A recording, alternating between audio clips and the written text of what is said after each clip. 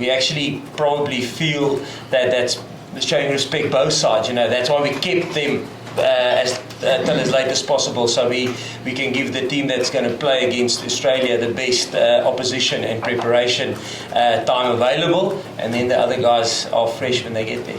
And just a word about Jacques Nienaber, make his debut.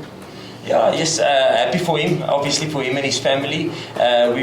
Myself and Rassie came a long way with John from Stormers days, and then at Munster. So, happy for him and wishing him all the best. Can I maybe just say, with the two squads split, like you got the team announcement there, just Ox picked up injury on his pec in the training session, so there's a bit of that around him, which we'll find out later this afternoon. So as we said last week, we were keeping some flights on Tuesday night and Wednesday night, depending on how ready our team is prepared for Australia. And obviously with him being in that, Kitsi will stay behind until we got 100% clearance. And if Ox is out with that back muscle, then Kitsi will move into the team. Just on that, is it a bump or do you suspect to do something more serious?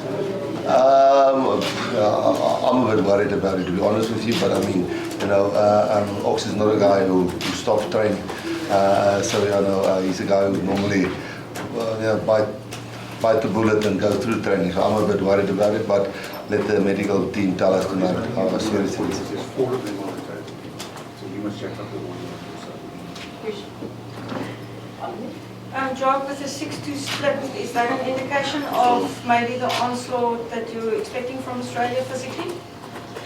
Yes, listen, I can't give a comment on Australia. I'm not sure what their team is even going to look like. So it's just what we feel, the guys that we keep here, especially if you think with the versatility we have in Damian Willemse and with Grant Williams that can cover us on wing and 9, I think it gives us the best opportunity to go with a 6-2 split, and it's something that we've used in the past with success. Obviously, there is no perfect scenario, 5-3, 6-2. There's always a little bit of risk in both. But for us, we feel with the cover that we have on the bench in those two players gives us the luxury of going with the 6-2 split. I know, can I add to that? Sorry, man. Just the other thing that may be interesting for you guys and ladies is that when we play World Cup, there's some 5-day turnarounds, there's longer turnarounds when we get to quarterfinals, if we get to quarterfinals. And the way we've structured these 2 weeks is obviously with we're training yesterday and today and not this afternoon and tomorrow. It's obviously a bit different than where we normally train Monday, Tuesday, Wednesday morning, and then Wednesday afternoon and Thursday off, and then Friday's the captain's practice.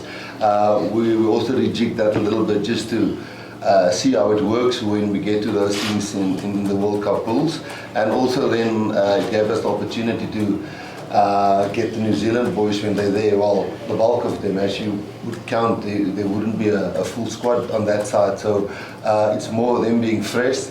Then who can focus on New Zealand from now on, because they've only focused on Australia, and I think sometimes that's going to happen as World Cup as well. So definitely eye on the Rugby Championships, but the 1 foot almost trying a few things with the specific squad.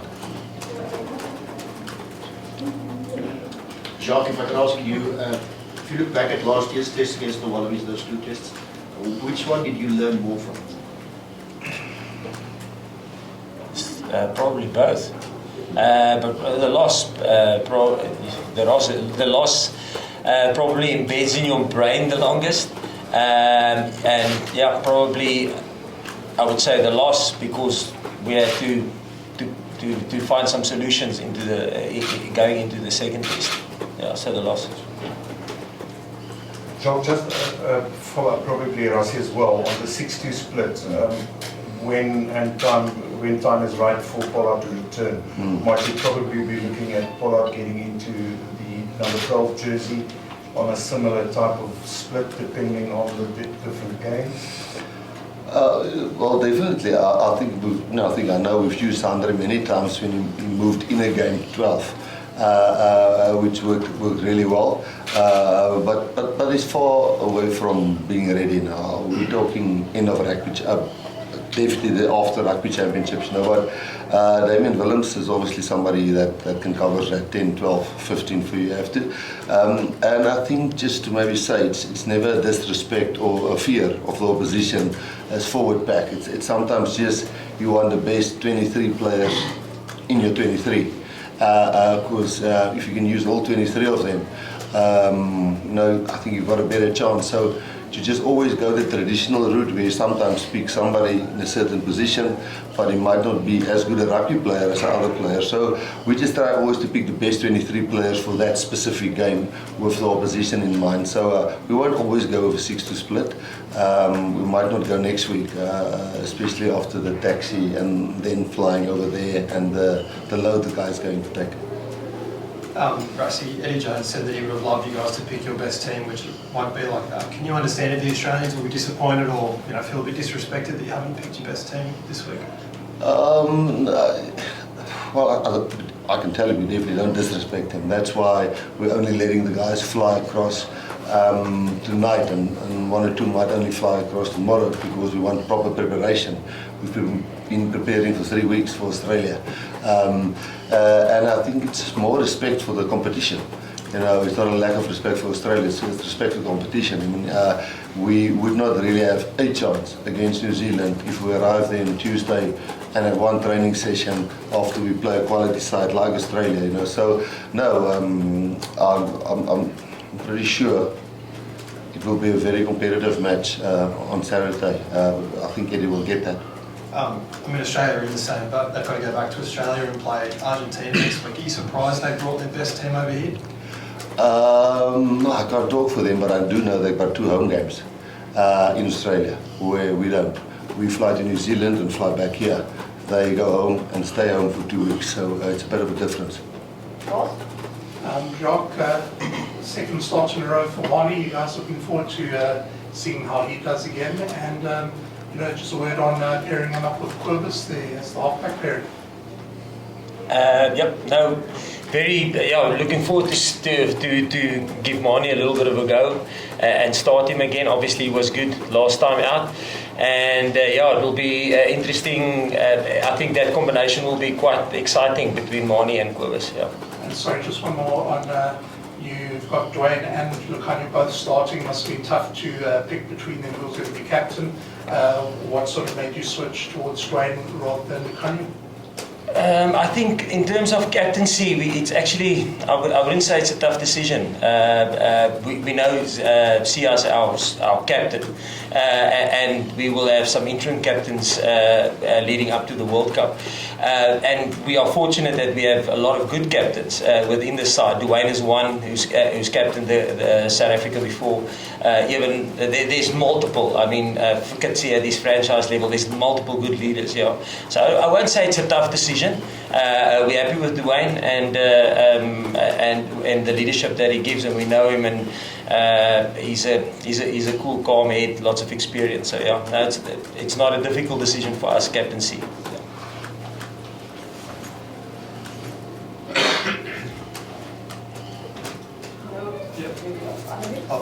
I was just going to say, what team do you think Australia will pick, and what do you see as their big threats? I know they won't name their team till Thursday, but what have you identified there?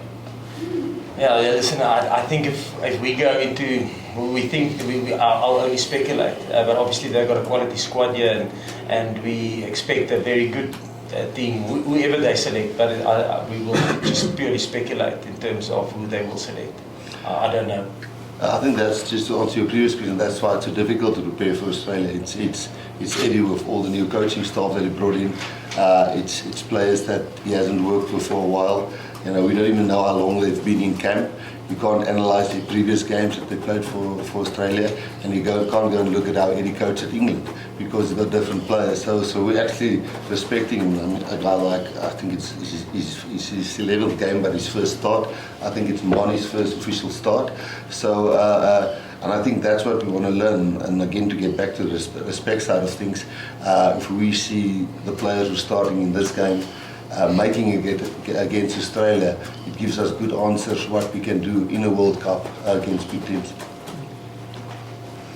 Jacques, I know that it's out of your control because of COVID and a lot of things, but how weird is it that the Boks are only playing Australia at home for the first time since 2019?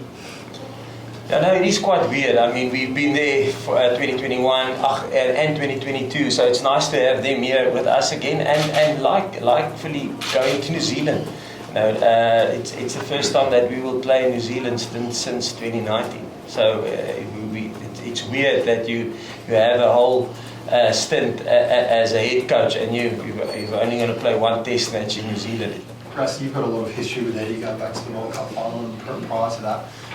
What was your reaction to his appointment? Were you surprised that he's coming at such short notice with Australia? And he's done it with England, turning things around quickly, and you've had experience with that too. Do you think it's possible so close to a World Cup to make big changes? Yeah, definitely. Yes, I can tell you, he can definitely do it. And I said it last week because I think he works with Australians, and he doesn't have to get used to the way they think, the way they operate, what makes them tick, what gets them up, what makes them last longer in the game and be more physical, whatever the case may be, or more tactical and technical. And I think Eddie might have, in my opinion, missed that a little bit when he moved around between countries. He was with us in 2007, and just before we went to the World Cup, me and him swapped, and he went over with the team. I was about 2 or 3 days working with him, and then we've coached against him many a times. I think Eddie has come from losing with the Queensland team, I think 100-something against the Bulls, but turned things around and won big titles and beat with Japan, the Springboks. So he can turn things around, and especially with a country which is his country. So I think he can definitely do it. Marco, you're back in the Springbok mix after being out for a bit. You're happy to be back, looking forward to it. And how tough is it to sort of come in a World Cup year, and now you sort of got to fight with some very established guys for a spot on that flight to France? Yeah, no, it was a bit time out, but yeah, I'm grateful for the opportunity and to get a chance to play again. Yeah, I think it's a healthy competition. I think everyone is pushing each other, and we have all good relationships, and I think it's to bring the best out of each of us. And I think that there's a bigger picture rather than individuals. So we're representing a country, and if we can bring the best out of each other to get the best guy on the field, I think that will be the goal. Is it nice being alongside Dwayne and Peter Steff again? You've played with him before, and us back three there to go into the last match with. Yeah, no, it gives you confidence playing with Peter Steff and Dwayne. That has obviously a lot of experience, and me playing with Dwayne when he was at the Bulls. So yeah, that definitely helps. Yeah.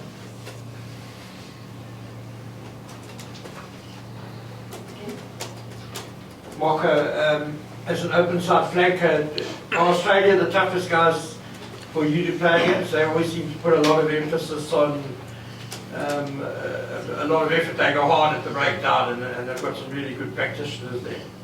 Yeah, so they have obviously good poachers, and it's a focus point of them to put our breakdowns under pressure. So yeah, it is obviously a threat, but yeah, I think each team these days have good players that can poach on the ground. So I don't think you focus on it one game and don't focus on the next. I think every team wants to slow that part down, because you have over 100 breakdowns a game, and where you only have maybe 8 scrums and a few lineouts. So I think it's a big part of the game, and I think it became a big focus for all teams. Marco, Loftus will be back on Saturday. A nice home game for you. Yeah, it's definitely home, and yeah, some of us haven't seen Loftus packed or played in front of a packed Loftus for a long time. Especially franchise level, it doesn't get as full as it can be. So no, I think all of us, and me, Kurtley and Woody, being at home, it means a lot, and it's going to be very special. Kurtley, you've got quite a record. I think it's 7 tries and 6 tests. Looking to actually add one there at Loftus? I must say I'm grateful for another opportunity, and just looking forward to the game and contribute to the team, and looking forward to it. And just playing at Loftus, starting a test there, what does that mean to you? Yeah, like Marcus said, it's going to be special. Playing in front of the home crowd and representing the country, it's going to be special. Any further English questions? Then we can switch off the car. Okay. Quickly, this will be you're going into your second year of international rugby. Just tell us, what were the main things you learned from your first year at international level? It was obviously hugely successful for you, Peter. I must say the first thing I've learned was the coach said if you make a mistake, forget about it and just focus on the next job. And that was one of the big things I've learned, being in the system.